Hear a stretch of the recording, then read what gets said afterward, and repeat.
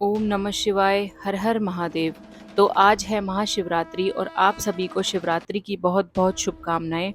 तो शिवरात्रि के साथ हम शिवरात्रि की पौराणिक कथा शुरू करते हैं। तो आइए शुरू करते हैं कथा। पूर्व काल में चित्रभानु नामक एक शिकारी था। जानवरों की हत्या करके वह अपने परिवार को पालता था।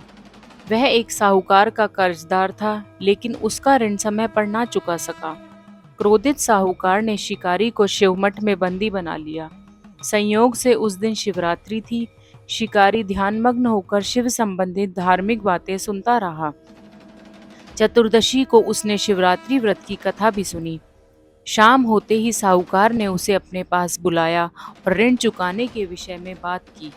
शिकारी अगले दिन सारा ऋण लौटा देने का वचन देकर बंधन से छूट गया। अपनी दिनचर्या की भांति वह जंगल में शिकार के लिए निकला, लेकिन दिन भर बंदी गृह में रहने के कारण भूख प्यास से व्याकुल था। शिकार खोजता हुआ वह बहुत दूर निकल गया। जब अंधकार हो गया तो उसने विचार किया कि रात जंगल में ही बितानी पड़ेगी। वह वन एक तालाब के किनारे एक बेल के पेड़ पर चढ़कर रात बिताने का इंतजार करने लगा। बिल वृक्ष के नीचे शिवलिंग था, जो बिल पत्रों से ढका हुआ था। शिकारी को उसका पता न चला।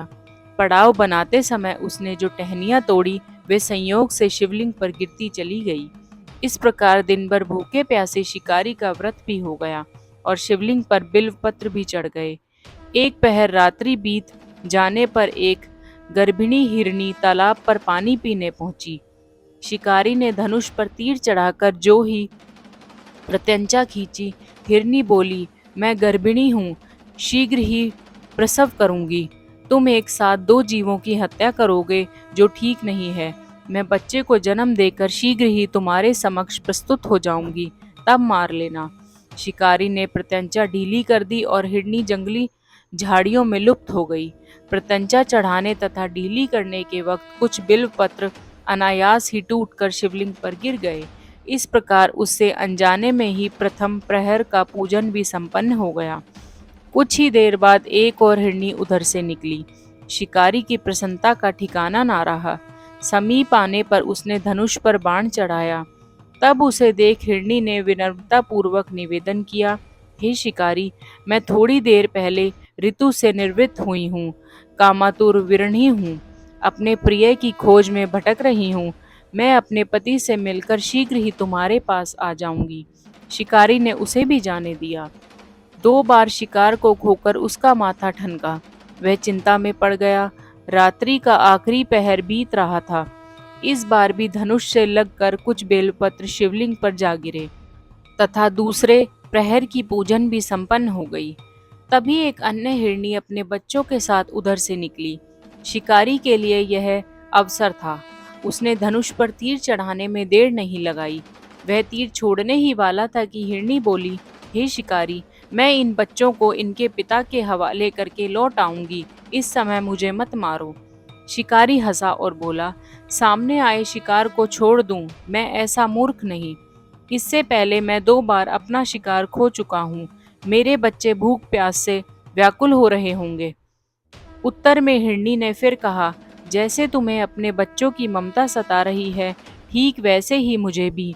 हे शिकारी, मेरा विश्वास करो, मैं इन्हें इनके पिता के पास छोड़कर तुरंत लौटने की प्रतिज्ञा करती हूँ। हिरनी का दुख भरा स्वर सुनकर शिकारी को उस पर दया आ गई। उसने उस मृगी को भी जाने दिया।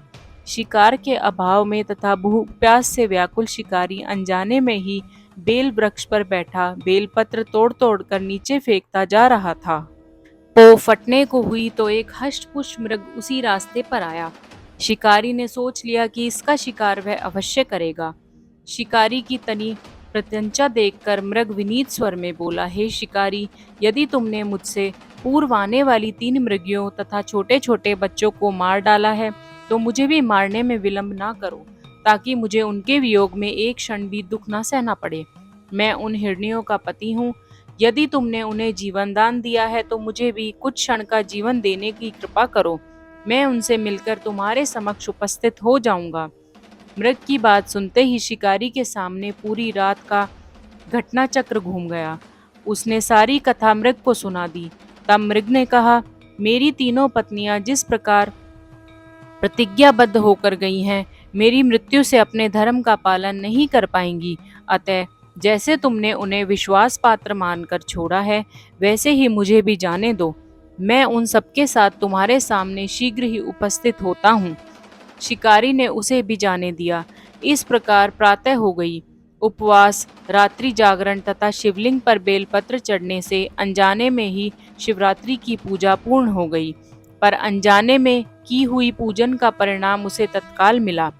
शिकारी का हिंसक हृदय निर्मल हो गया, उसमें भगवत शक्ति का वास हो गया। थोड़ी ही देर बाद वह मृग सह परिवार शिकारी के समस्त उपस्थित हो गया, ताकि वह उनका शिकार कर सके। किंतु जंगली पशुओं को ऐसी सत्यता, सात्विकता एवं सामूहिक प्रेम भावना देखकर शिकारी को बड़ी गलानी हुई। उसने मृग परिवार को जीवन दान दे दिया। अनजाने में शिवरात्रि के व्रत का पालन करने पर भी शिकारी को मोक्ष की प्राप्ति हुई। जब मृत्यु काल में यमदूत उसके जीव को ले जाने आए तो शिवगणों ने उन्हें वापस भेज दिया था। शिकारी को शिवलोक ले गए। शिवजी की कृपा से ही अपने इस जन्म में राजा चित्रभानु अपने पिछले जन्म को याद रख पाए तथा महाशिवरात्रि के महत्व को जानकर उसका अगले जन्म में भी पालन कर पाए। शिव कथा का यह संदेश। शिकारी की कथा अनुसार महादेव तो अनजाने में किए गए व्रत का भी फल दे देते हैं, पर वास्तव में महादेव शिकारी की दया भाव से प्रसन्न हुए। अपने परिवार के कष्ट का ध्यान होते हुए भी शिकारी ने मृग परिवार को जाने दिया। यह करुणा ही वस्तुतः उस शिकारी को उन पंडित एवं पुजारियों से उत्कृष्ट बना देती है, जो कि सिर्फ रात्रि जागरण, उपवास एवं दूध, दही, बेलपत्र आदि द्वारा शिव को प्रसन्न कर लेना चाहते हैं। इस कथा में सबसे महत्वपूर्ण बात यह है कि इस कथा में अनजाने में हुए पूजन पर विशेष बल दिया गया है। इसका अर्थ यह नहीं है कि शिव किसी भी प्रकार से किए गए पूजन को स्वीकार कर लेते हैं अथवा भोलेनाथ जाने या अनजाने में हुए पूजन में भेद नहीं कर सकते हैं। वास्तव में वह शिकारी शिव पूजन नहीं कर रहा था। इसका अर्थ यह भी हुआ कि वह किसी तरह के किसी फल की कामना भी नहीं कर रहा था। उसने मृग परिवार को समय एवं जीवन दान दिया, जो कि शिव पूजन के समान है।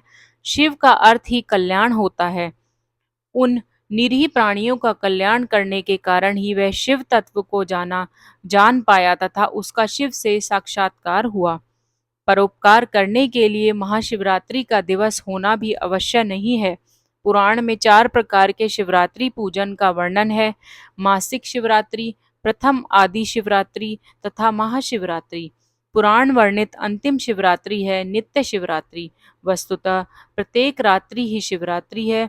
अगर हम उन परम कल्याणकारी आशुतोष भगवान में स्वयं को लीन कर दें तथा कल्याण मार्ग का अनुसरण करें, वही शिवरात्रि का सच्चा व्रत है। तो बोलो हर हर महादेव, ओम नमः शिवाय। और आप सभी को शिवरात्रि की बहुत बहुत शुभकामनाएं।